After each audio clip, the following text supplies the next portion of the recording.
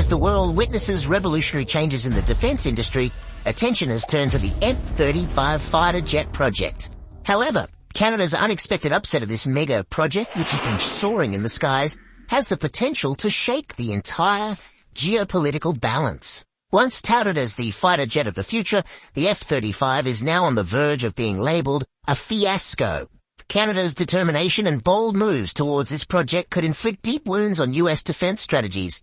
So what triggered such a major turning point in international relations? Will the risk Canada is taking shake not only the relations between the two countries, but also the balance of power around the world?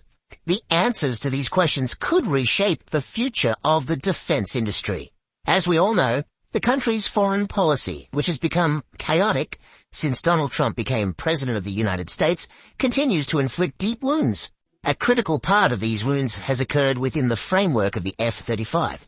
Let's take a closer look at Canada's plans and how they might affect the United States. Amid growing tensions with its southern neighbour, Canada is reconsidering a multi-billion-dollar defence deal with the United States. Canadian Defence Minister Bill Blair said late last day that the government is examining possible alternatives to the American-made F-35 stealth fighter jet and will meet with other aircraft manufacturers.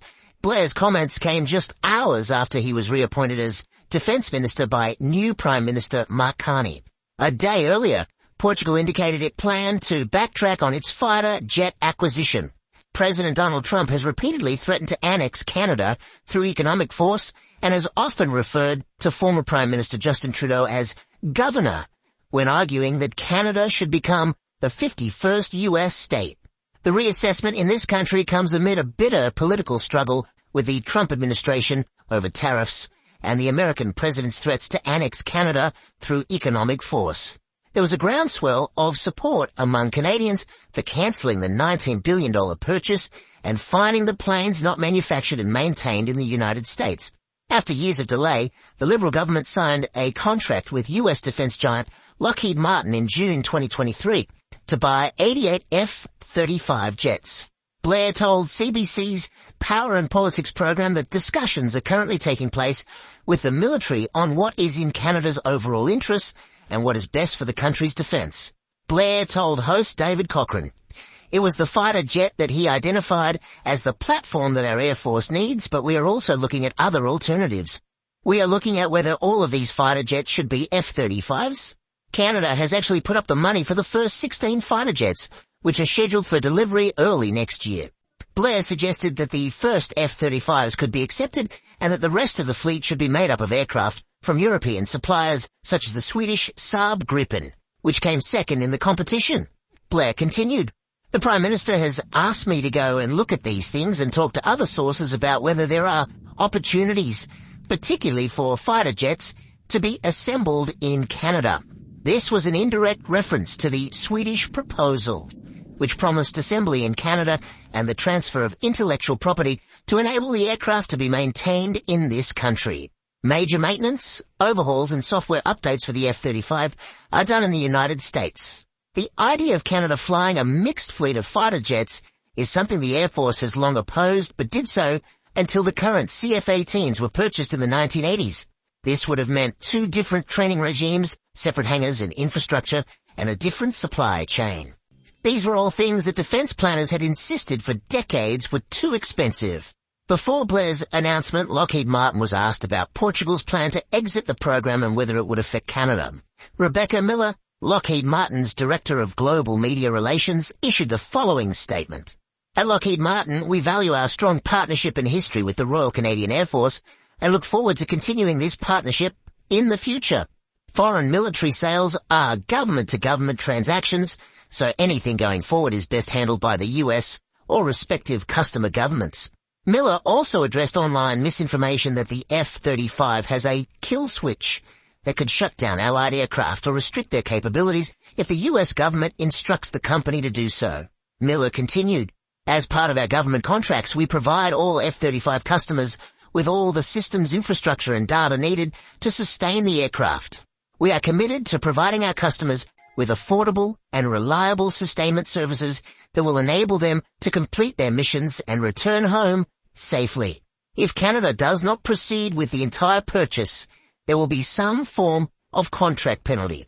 It remains unclear how much it would cost to get out of the contract. Retired Lieutenant Colonel and former F-35 test pilot Billy Flynn says Trump's threats have shaken confidence in the U.S. defense sector. Flynn continued his statement as follows. I believe Canada needs to take the transactional view that this is a contract that will either advance or jeopardize the trust that is behind every purchase of American weapons. Another consideration in a possible full or partial withdrawal from the F-35 contract is that Canadian aerospace companies are part of the fighter jet supply chain. This contributed $1.5 billion to the country's economy between 1997 and 2021. Canada's bold steps have led to the overturning of a series of stones in the sector. Canada played a stepping stone role as if it were the first domino to fall. In the midst of all this, Portugal suspended its plans to procure F-35 Lightning II fighter jets due to U.S. President Donald Trump's stance. In a statement, Portuguese Defense Minister Nuno Melo said that the predictability of allies must be taken into account and that the U.S. may impose restrictions on the operational availability of the aircraft in the future.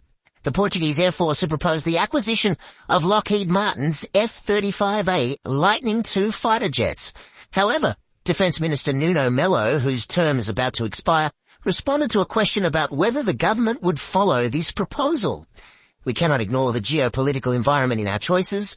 The recent behavior of the United States in the NATO context should prompt us to think about the best options, because the predictability of our allies is a greater advantage to consider. Melo stressed that concerns are growing that the U.S. could block access to software updates and spare parts necessary for the F-35 to become fully operational. This ally could impose restrictions. These statements, which followed Canada's, attracted a lot of attention in the press and shocked the United States. Defense Minister Melo told the Portuguese press that the United States could impose restrictions on the maintenance, supply of spare parts, and operational availability of the aircraft. Melo continued as follows. The world has changed, and this ally of ours could impose restrictions on use, maintenance, components, and everything related to ensuring that aircraft are operational and available in any scenario. Melo added that various options should be considered, including European-made fighter jets. Currently, Portugal is heading for early elections after the fall of the government. During this process, the defense budget and military procurement decisions are expected to be handled by the new government. Portugal has not yet signed a formal agreement. As we can see, a major crisis is brewing. French President Macron sees this tension as an opportunity and has begun to weave his web with great care. Let's take a closer look at what Macron has planned. As we know, French President Emmanuel Macron wants to spearhead a charm offensive to dissuade EU countries from buying US defense equipment and to convince them to buy French and European weapons instead. Macron, who has for years